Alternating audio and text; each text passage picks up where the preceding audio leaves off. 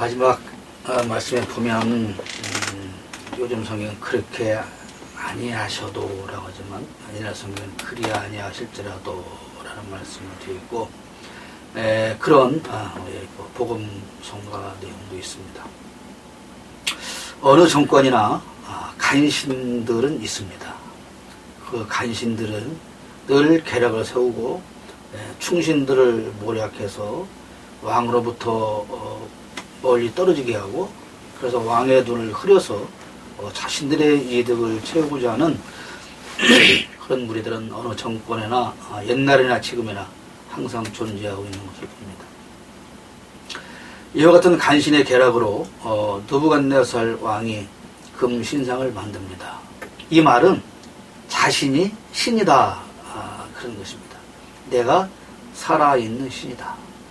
그러므로 나를 상징하는 이 신상에게 모든 백성은 절하고 섬겨야 한다.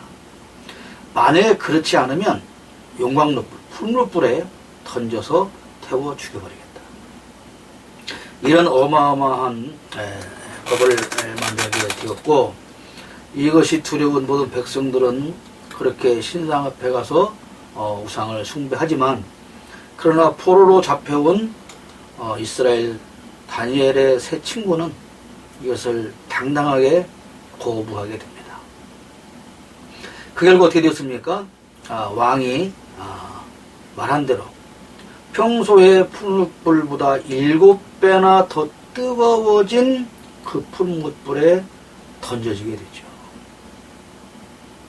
그러나 하나님의 복으로 이들은 털끝 하나도 상하지 않게 되었고 이 사실을 본 느부갓네살이 하나님을 인정하고 찬송하는 그러한 이야기를 우리가 다니엘을 통해서 볼 수가 있습니다. 다니엘의 세 친구 사드락과 메삭과 아벳느고 그들의 신앙을 통해서 오늘 우리의 신앙을 한번 점검해 보았으면 좋겠습니다. 18절 말씀 보면 그렇게 하지 아니하실지라도 뭡니까? 당신들이 우리를 풍로불에 던져 넣는다 해도 하나님이 반드시 우리를 구하실 것을 우리는 믿는다. 그러나 만약 하나님이 우리를 그렇게 구하지 않는다고 해도 우리가 하나님으로부터 도움을 못 받아서 불에 타 죽는다고 해도 우리는 우상을 섬기지 않는다. 절하지도 않는다. 그렇게 말하는 것이죠. 우상을 숭배하지 않는다고 하는 것은 순교자의 정신입니다. 요즘 우리 어느 정치인이 걸핏하면 목숨을 걸고 죽음을 각오하고 이런 말을 많이 합니다. 어느 선교교단의 장로요 또 신학을 해서 전도사인 그가 너무나 목숨을 자주 던지는 걸 우리는 보게 되는데요. 그러나 걸핏하면 나는 목숨을 걸겠다라고 하는 것은 역으로 말하면 목숨의 가치를 인정하지 못하고 너무 가볍게 생각하는 것이죠. 사람에게 목숨보다 더 중요한 것은 없습니다. 그러므로 사람의 목숨을 지키는 것은 본능입니다. 세상에 그 무엇과도 바꿀 수 없는 것이 목숨입니다. 그러나 이 세 친구들은 하나님을 섬기는 일에 그 목숨을 걸었습니다. 기독교는 순교의 피를 먹고 사는 종교라고 하는 말이 있습니다. 초대교회 성도들이 순교의 피를 아끼지 않았고 원형 경기장에서 사자들한테 몸이 갈갈이 찢겨져 죽으면서도 그들은 끝까지 하나님을 찬송하며 그렇게 순교의 피를 흘렸습니다. 뿐만 아니라 우리 한국 교회사 짧은 역사 중에서도 수많은 순교의 피가 있었습니다. 일제 치하에서도 그렇고 한국 전쟁 때도 우리의 많은 선배 신앙인들이 순교의 피를 흘려서 이 나라와 민족을 지켰습니다. 우리가 대한민국이 기독교를 받아들여서 복받은 나라가 되었다, 부자가 되었다, 이렇게 많은 말을 합니다. 그러나 단순히 기독교를 받아들인 것만으로 우리가 복을 받는 것이 아니라 우리 선배 신앙인들이 아끼지 않고 흘렸던 순교의 피 그 열매를 우리는 지금 따먹고 있는 것입니다.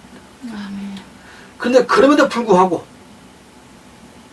그 모든 사실을 망각한 한국 교회들이 세상 사람들로부터 손가락질을 당하고 시탄을 받고 오히려 세상이 교회를 염려하고 걱정하는 그런 안타까운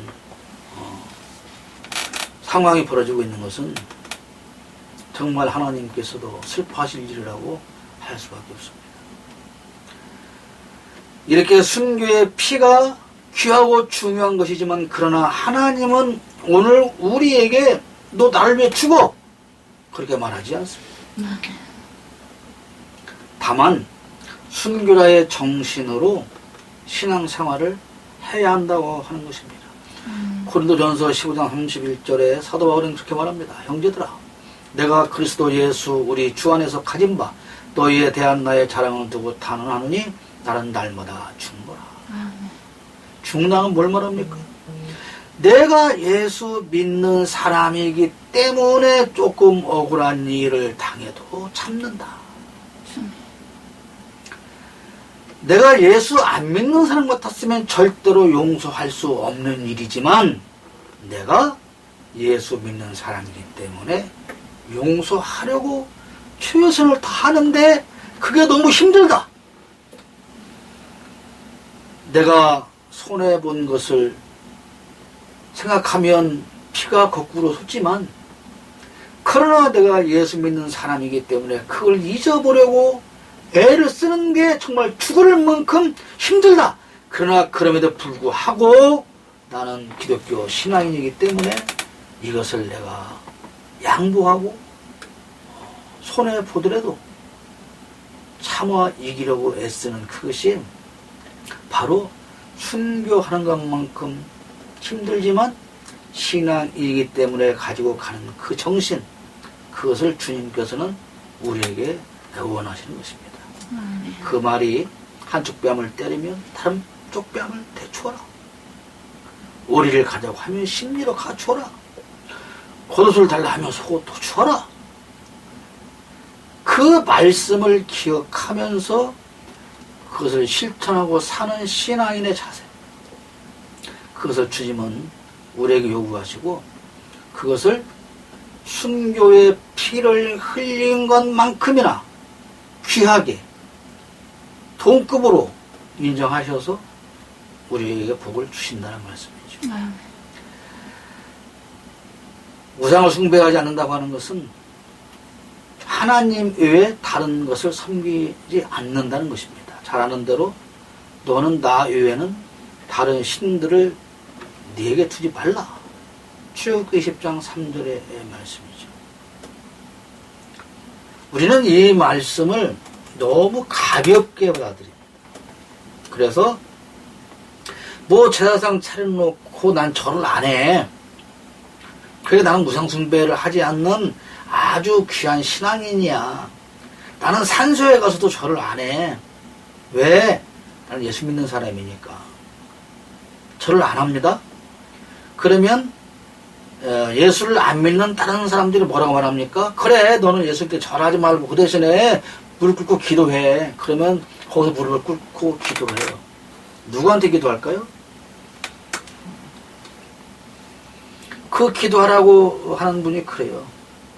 야 너는 예수 믿으니까 절하지 말고 무릎 꿇고 기도해. 아버지더러 너네 좀 잘 살게 해달라고. 그렇게 기도를 하는 사람이 있어요.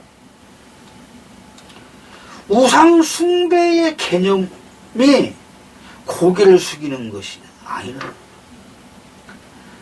우상을 숭배한다고 하는 것은 하나님보다 무엇인가를 더 귀하게 여기고 그것을 생명처럼 사랑하며 한다는 것이죠.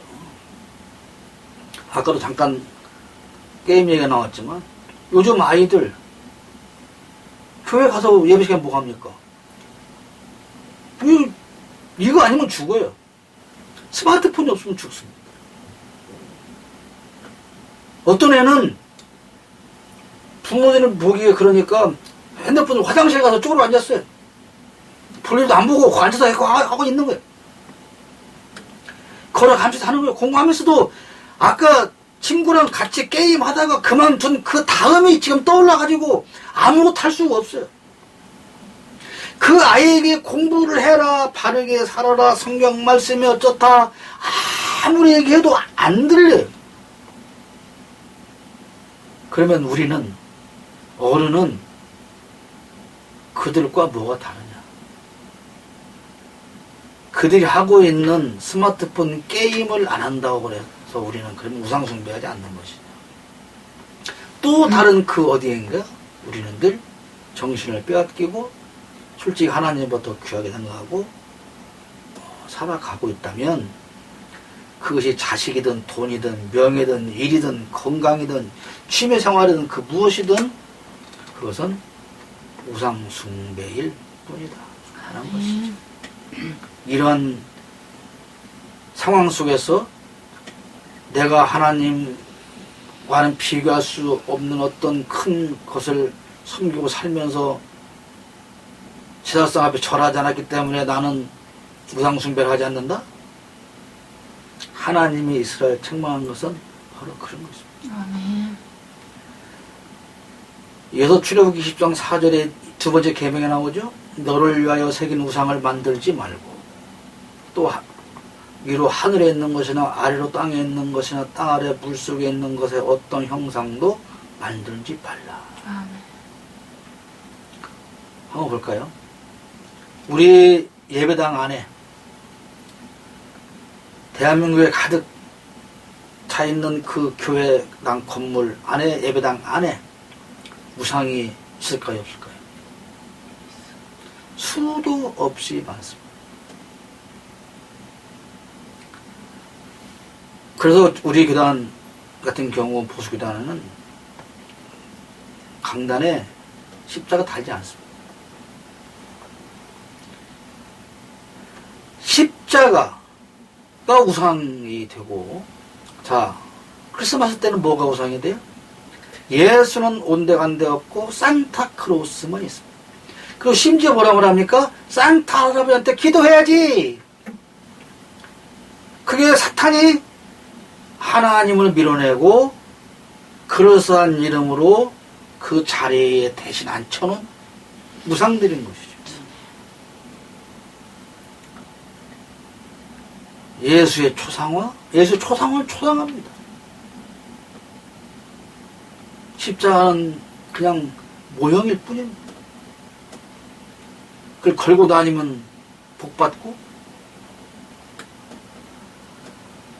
이렇게 형상으로 섬기고, 그러니까 이스라엘 백성들은 계속 우상을 숭배한 죄로 말미암아 바벨론 포로로 잡혀가게 되는데 한 번도 이스라엘 백성들은 일계명을 어긴 적이 없습니다. 다른 신을 섬기지 않아요. 하나님을 섬겨요. 그런데 어떻게 섬기냐? 형상을 만들어 놓고 섬겨요. 다곤신을 만들어 놓고 이게 하나님이야. 아세라 목상을 만들어 놓고 이게 하나님이야. 항상 하나님 앞에 기도하는데 그 앞에 있는 것은 형상이라는 것이죠. 심지어 기도를 주문 외우듯 생각해서 하는 것이라면 그거는 우상 앞에 주문 외우는과 다름이 없어요.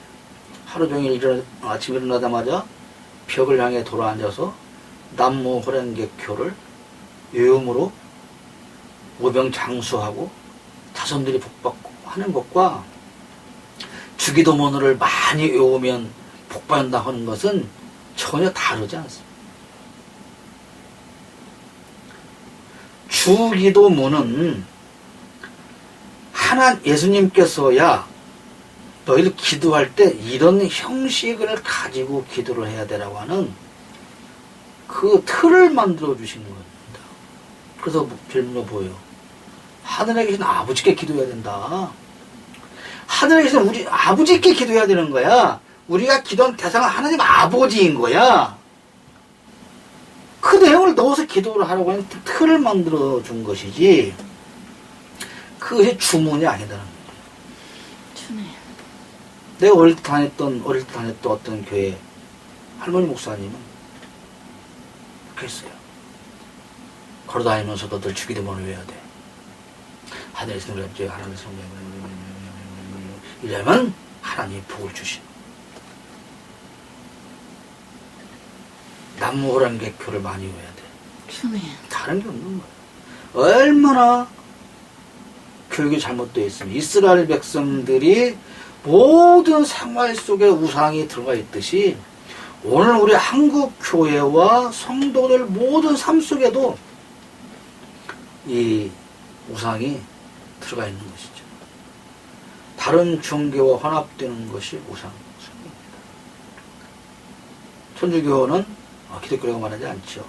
왜냐하면 거기에는 미트라교라고 하는 태양을 숭배하는, 태양 숭배하는 미트라교와 기독교가 혼합되어져 버립니다. 유대인들이 사마리아인들을 사람으로 취급하지 않는 이유가 뭡니까?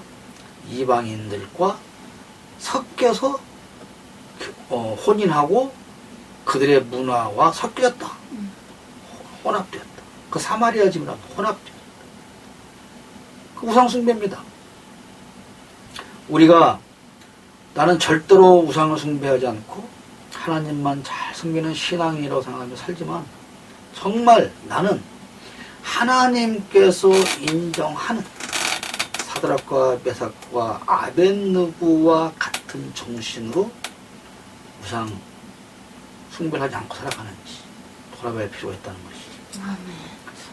이들은 하나님의 도우심을 믿었어요. 17절에 왕이시여 우리가 섬기는 하나님이 계시다면 우리를 맹렬히 타는 풍무불 가운데서 능히 건져내시겠고 왕의 손에서도 건져내시리다. 하나님은 내 편이라는 겁니다.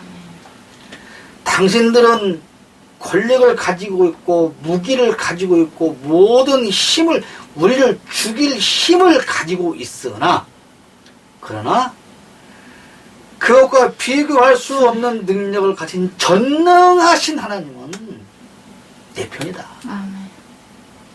시편 118편 7절에 여호와께서 내 편이 되사 나를 돕는 자들 중에 계시니 그러므로 나를 미워하는 자들에게 부응하시는 것을 내가 보이로다. 아멘. 자, 이제 선거철이 시작되죠. 선거철이 시작되면, 어제도 어느 예비후보 그 선거 개소식을 한번 가봤는데 많은 정치인들이 거기를 찾아오는 이유가 뭘까요? 이 사람이 국회의원 될 가능성이 내가 볼 때는 제일 높아. 그러므로 여기에 줄 서놔야 돼. 그래야 내가 다음에 저 사람이 권력을 잡으면 그 아래 들어가서 나의 무엇인가를 챙길 수가 있어. 그래서 거기를 가는 것이죠. 그렇지 않다고 생각되는 사람이 그래서 가지 않는 것이죠. 누가 내 편이냐? 얼만큼의 힘을 가진 사람이 내 편이냐? 전능하신 하나님이 내 편이다. 그러니까 아까 말한 나 외에 다른 신을 섬기지 말라고 하는 그 말씀은 이 말씀과 연결되는 거예요. 전능하신 하나님 아버지가 너의 아버지야. 그래서 네가 필요한 거 다 채워줄 수 있는데 왜 다른 데 가서 끼웃거려? 그러므로 우상을 숭배하지 마. 그 얘기거든요. 내 편이신 하나님은 나를 미워하는 자를 반드시 내 대신 보응해 주십니다. 부모가 자식이 맞고 왔어요. 또 때리고 왔어요. 그 얘기를 들어보니까 내 자식이 내가 생각해도 맞을 짓을 했어. 그럼 우리가 뭐라고 해요? 또 말 자꾸만 하는 새끼야 그렇게 합니까? 그 그래도 그렇지. 어떤 놈이 그래. 내 부모는 무조건 내 자식 편을 드는 거예요.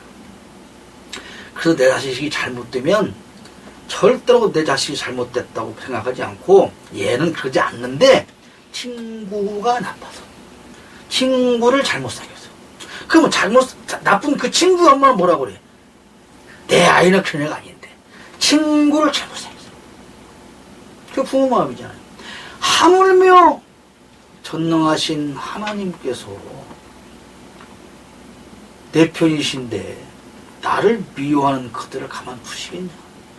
나에게 손해를 끼치는 그들을 가만 두시겠냐? 그래서 다윗은 자신을 죽이려고 쫓아다니는 그 사울을 직접 죽이지 않습니다. 원수 갚을 기회가 만들어짐에도 불구하고 직접 자신의 손에 피를 묻히잖아요. 왜? 반드시 내 편이신 하나님께서 내 원수를 갚아 주실 것이기 때문에. 아멘. 그게 우리 신앙인의 삶의 자세죠. 근데 우리에게 과연 그런 마음이 있느냐? 아니죠. 우린 조금 억울하면 내 손으로 그것을 100배 이상으로 가서 응징을 해야만이 내 속이 시원해지는. 그런데요, 응징하면 내 속이 시원해지지 않아요. 아주 사소한 거예요. 여기에 항상 차를 불법 주차하는 사람들이 생겼을 때 나 자신과 싸워요. 사진도 찍어요. 고발 해버려야지. 그러나 만약에 정말 고소를 했다면 내 마음이 기쁠까? 그렇지 않은 거죠. 하나님께서 해결해 주셔서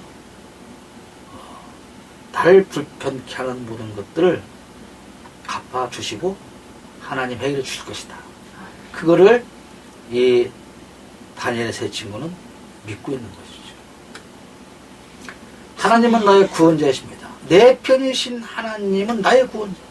시편 118편 21절에 주께서 내게 응답하시고 나의 구원이 되셨으니 내가 주께 감사하리이다. 하나님은 사자굴 속에서 다니엘을 구원하셨습니다. 아멘. 그리고 풀무불 속에서 새 친구를 구원해 주셨습니다. 아멘.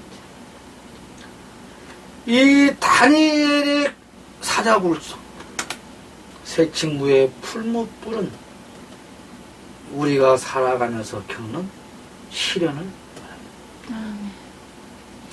사자굴 쪽에서 사자와 맞닥뜨린 것과 같은 상황, 풀무불에 던져진 것과 같은 그런 어려운 상황, 우리가 살아갈 때 수도 없이 많이 겪게 됩니다.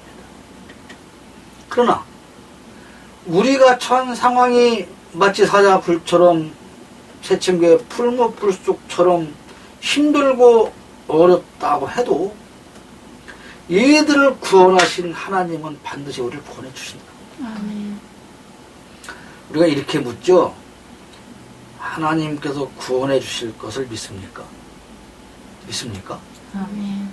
그 구원은 어떤 구원이에요? 어떤 구원?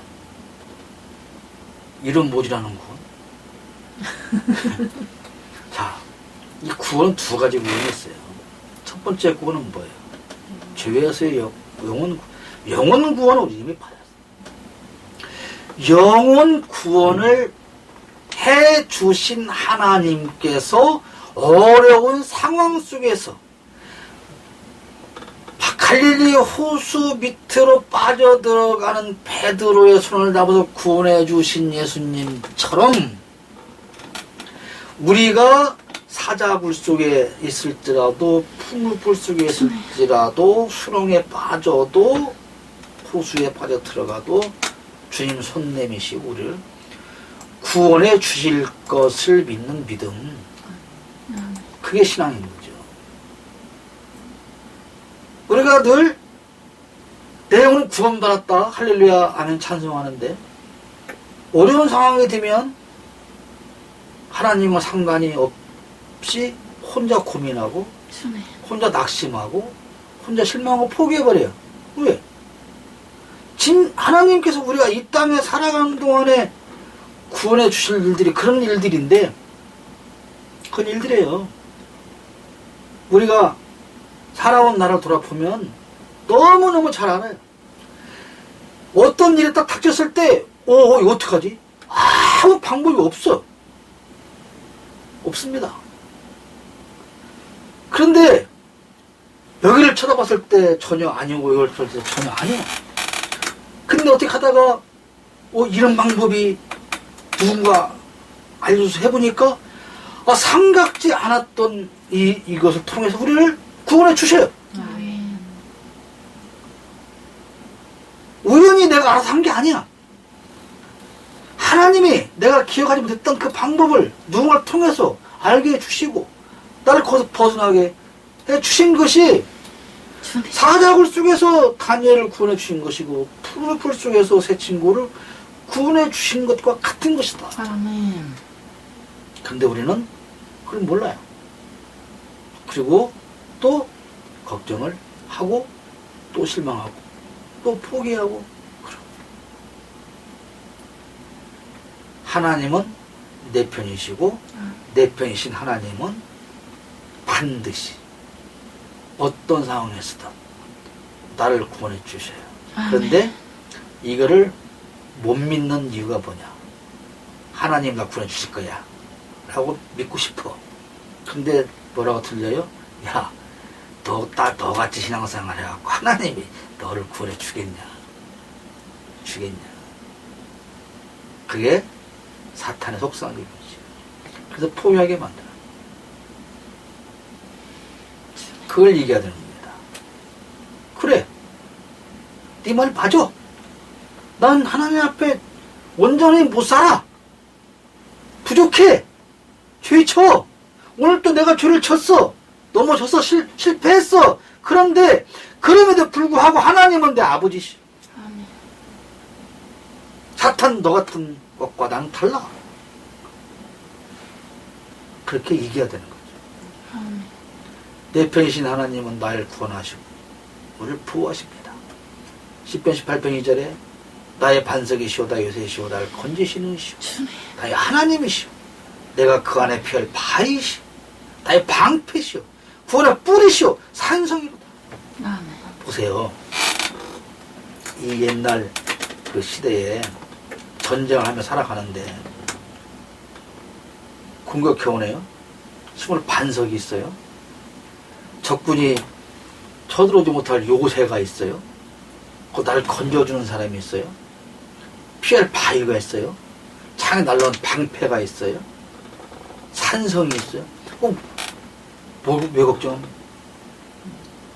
걱정할 일이 한 개도 없어요. 누가 가르쳐 주신다고? 내 편이신 나의 구원자이신 전능하신 하나님께서. 누가 우리를 보호합니까? 친구? 물질? 권력? 사랑? 아닙니다. 난 그래서 신앙인이 아닌 정치인은 빼요. 정말 신앙에 있는 정치인이라면 이렇게 정치하면 안 된다고 생각해요. 내가 당론을 거절하고 해못하고 공천 못 받겠지? 그럼 나 국회의원 잘리겠지? 이게 아니라 당론을 거역 잘못됐어. 그래서 내가 나는 바른 말로 혼자서라도 해. 그럼 공천 이 사람은 공천 안 주겠지? 그러나 하나님은 날 알아서 하시겠지? 이 정도 신앙을 가지고 정치를 한다면 왜 이 나라가 이렇게 되겠습니까? 그럴 뿐이 아니라 우리도 마찬가지입니다. 우리도 마찬가지입니다. 잘못된 것을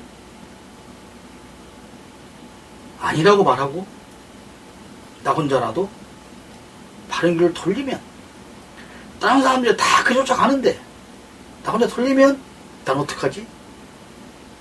그때 하나님은 내 편에 있는 그게 시편 1편에 있는 말씀 아닙니까?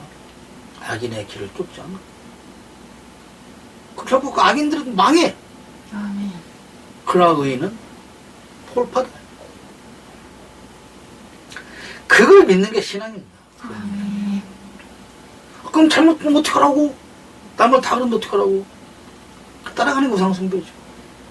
넓은 길이고 넓은 문입니다. 자, 이 세 친구의 그 믿음의 결과가 되었어요. 우리가 너무 잘 아는 대로 27절에 총독과 지사와 행정관과 왕의 모사들이 모여 이 사람들을 본즉 불이 등에 그들의 몸을 헤어지지 못하였고 머리털도 그을리지 아니었고 겉옷 빛도 변하지 아니었고 불탄 냄새도 없었더라. 아멘. 근데 어떻게 됐어요? 오히려 새 친구를 던지던 사람들은 불에 타서 죽었어요. 그런데 던짐을 받은 사람들은 머리털도 타지 않았어요. 자, 회당장 야이로의 딸이 죽었어요. 예수님이 갑니다.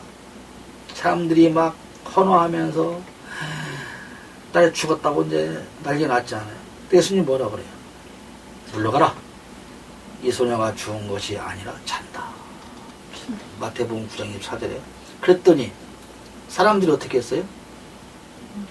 비웃었죠. 뭐요? 아니, 사람이 죽은 것인지 자는 것인지 본단 말이야? 비웃었어요. 예수님이 그랬어요. 아니야. 사람들은 죽었어. 예수님은 아니야. 자고 있어. 자, 믿음이 뭐예요? 세상 모든 사람이 죽었다 해도 예수님이 자는 거야 라고 하면 자는 것을 믿는 게 믿음입니다. 아멘. 사람의 눈으로 볼 때 죽었지만 예수님이 잔다면 자는 거예요. 아멘. 사람의 생각으로 불에 타 죽을 것이지만 하나님께서 살리면 살리는 거죠. 아멘. 이걸 믿는 것이 믿음이죠. 어떻게 그런 일이 있을 수 있어? 믿음이 없는 거죠.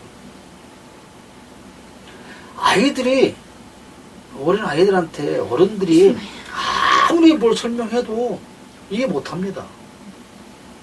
그때 부모가 뭐라고 말해요? 너도 내 나이만큼 살아보면 알아. 못 따라오는 거죠, 생각이. 근데 그 아이들 보면 참 답답하잖아요. 그 다음 듣지도 않고. 그런데 하나님 앞에서 우리가 말 그렇다는 거죠. 어떻게 그렇게 됩니까? 믿어봐. 믿는다고 되나요? 어떻게 믿어요? 내 좁은 생각으로 미리부터 안 된다고 생각을 했대. 그리고 예수님이 아무리 찾았다고 해도 죽었구만요. 아, 죽었잖아요. 어떡하라고요? 내 생각을 버리고 전능하신 하나님의 능력을 믿어야 됩니다. 아멘. 그럴 때 사자굴 속에서 푸른 불 속에서 구원받을 수 있는 것이죠. 아멘. 자, 결과가 중요한 겁니다. 이들의 그 믿음으로, 그 신앙으로 어떤 결과가 나옵니까? 하나님의 영광이 드러나죠. 아멘.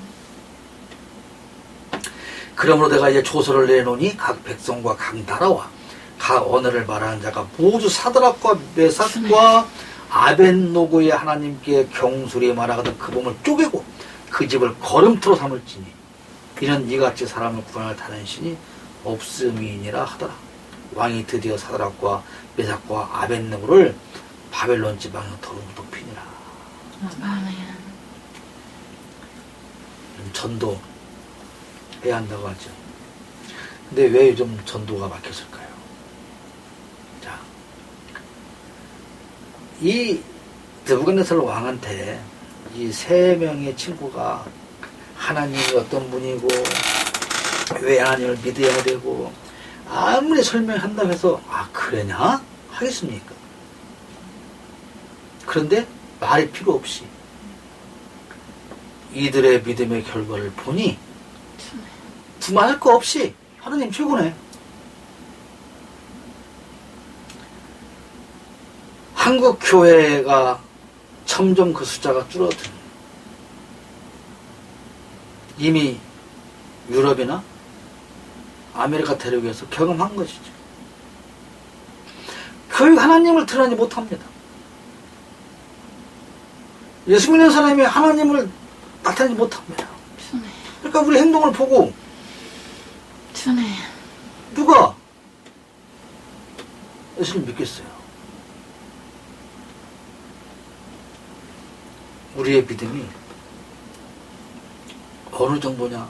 우리는 점검을 해봐야 돼요. 아멘. 우리가 국가에서 2년에 한 번씩 건강 검진을 해보듯 내 믿음은 지금 어느 정도인가? 믿음이 있냐 없냐?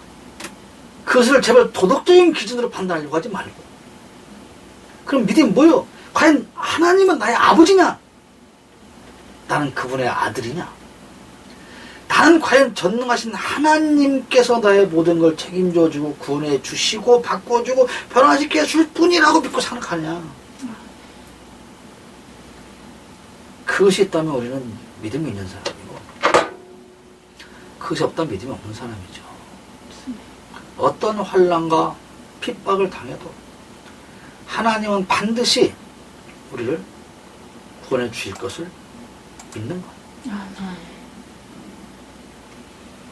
어떤 환난과 핍박을 당해도 하나님은 반드시 우리를 구원해 주실 것이지만, 그러나 만에 하나 혹시 그렇게 구원해 주시지 않는다고 해도 나는 전능하신 주님. 하나님을 믿습니다. 아멘.